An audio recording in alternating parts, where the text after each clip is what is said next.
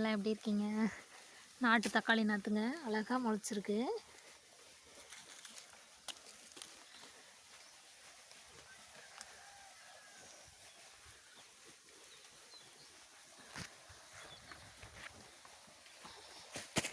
மட்டை போட்டிருந்தேங்க. அந்த குச்சி அதெல்லாம் எடுத்து விடலாம். அந்த தேக்க மரம் அடியில் இருக்கிறதால அது வேறு தேக்க இலை உளுந்து அதையெல்லாம் போட்டு நாற்று அழுத்துது.